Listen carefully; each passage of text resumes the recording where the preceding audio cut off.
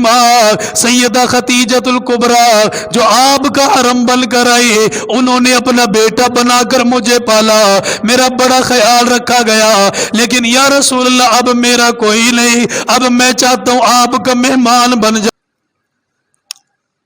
اب جن کے نام کا سارے محرم کے اندر بانٹتے ہیں، جن کے نام کا سارے محرم میں کھاتے ہیں، وہ کھاتا بھی کھولوں میں تھوڑا سا، ہمیں سمجھ میں آئے گی۔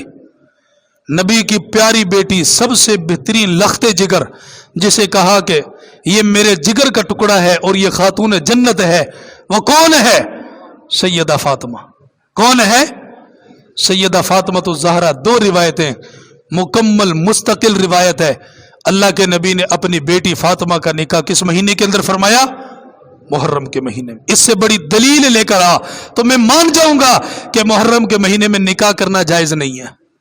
میں مجبور نہیں کر رہا آپ کو کہ آپ نے محرم میں نکاح کرنا ہے، میں یہ بتا رہا ہوں کہ کوئی یہ نہ کہے کہ محرم میں نکاح کرنا جائز نہیں ہے۔ جب آپ یہ کہو گے تو آپ اللہ کے حکم کو ٹھکرا رہے ہو، یہ ٹھیک نہیں ہوگا۔ پھر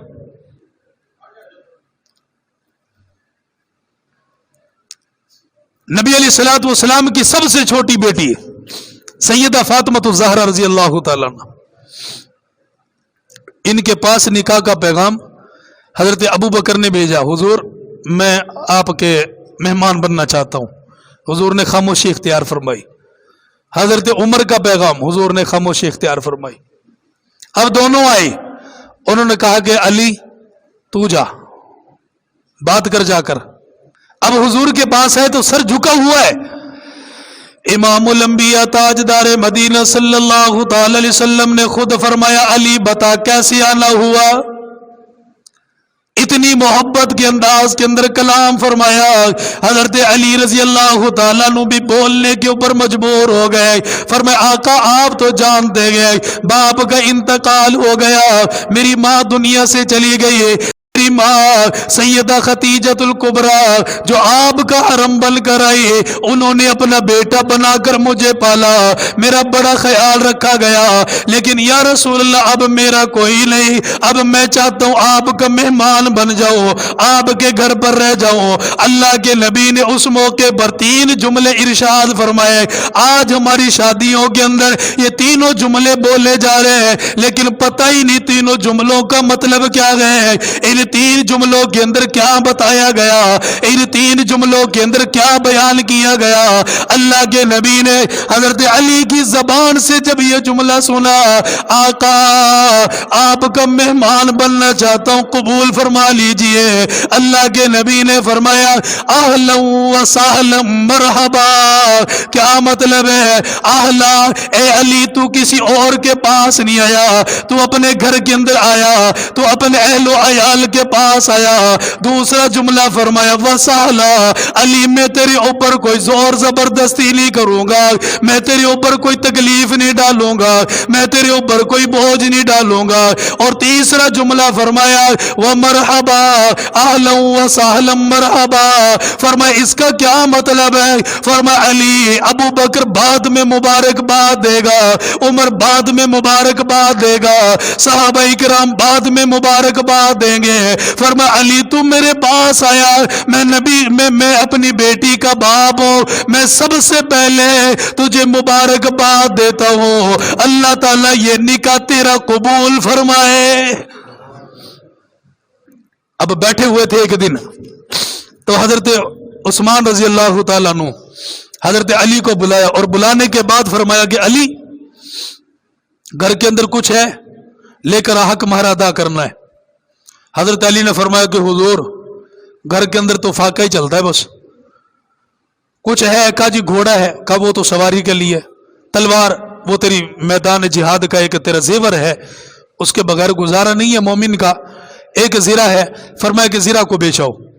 تو یہ زرہ کو لے کر چلے، راستے کے اندر حضرت عثمان ملے۔ علی کتھے جا رہے ہو؟ بھائی میرا نکاح ہو رہا ہے۔ کس کے ساتھ؟ خاتون جنت نبی کی بیٹی جس کو بضعۃ منی کہا گیا ہے، اس کے ساتھ میرا نکاح ہو رہا ہے۔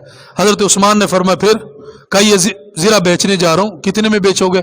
400 درہم میں بیچوں گا۔ فرمایا مجھے دے دینا، میں خرید لیتا ہوں۔ حضرت علی نے دے دی، 400 درہم میں لے لیا۔ آپ نے فرمایا پیسہ بھی لے جا، اپنی زرا بھی ساتھ لے جا، نبی کی بیٹی کا نکاح ہو اور علی کے ساتھ ہو رہا ہو، میں یہ چاہتا ہوں کہ سارا خرچہ عثمان اٹھائے۔ محرم میں اسے گالیاں دیتے ہیں، حضرت عثمان نے فرمایا زرا بھی لے جا، یہ اور یہ پیسہ بھی لے جا۔ اللہ کے نبی تشریف فرما، دیکھا علی زرا اٹھا کر لا رہا ہے، علی بیچ کر نہیں آیا؟ حضور بیچ دیا ہے، پیسہ بھی واپس دے دیا۔ کس نے؟ عثمان نے۔ اللہ کے نبی نے نکاح پڑھایا، فرمایا کہ گواہ رہو، اس نکاح کے اندر ابو بکر و عمر گواہ ہیں، اور یہ نکاح میں اللہ کے نبی نے خود بڑھایا اور اللہ کا حکم ہے، اور یہ نکاح ہو چکا ہے، اللہ اسے قبول فرمائے۔ اب بتاؤ، جس کے نکاح کے گواہ ابو بکر و عمر ہوں، وہ کبھی خاتون جنت کے ساتھ زیادتی کر سکتے ہیں؟ بلا کبھی نہیں کر سکتے بھائی۔ یہ چوتھا جو نکاح ہوا جس کی میں نے مثال بیان کی، یہ کس مہینے کے اندر ہوا بھائی؟ یہ محرم کے مہینے میں ہوا۔ 4 مثالیں میں نے بیان کر دی، آپ گن لیجئے۔ پہلا نکاح ہوا محرم کے مہینے میں حضرت صفیہ کے ساتھ، خیبر کے موقع پر اللہ کے نبی نے نکاح فرمایا، محرم کا مہینہ تھا۔ دوسرا نکاح ہوا حضرت ام کلثوم رضی اللہ تعالیٰ عنہ کا، جو حضرت عثمان رضی اللہ تعالیٰ عنہ کے عقد میں آئی اور نبی کی بیٹی ہے۔ مہینہ کون سا تھا؟ محرم کا مہینہ تھا۔ تیسرا نکاح خاتون جنت سیدہ فاطمہ الزہرا، میرے نبی کی سب سے چھوٹی بیٹی، ان کا نکاح ہوا۔ مہینہ کون سا تھا بھائی؟ محرم کا۔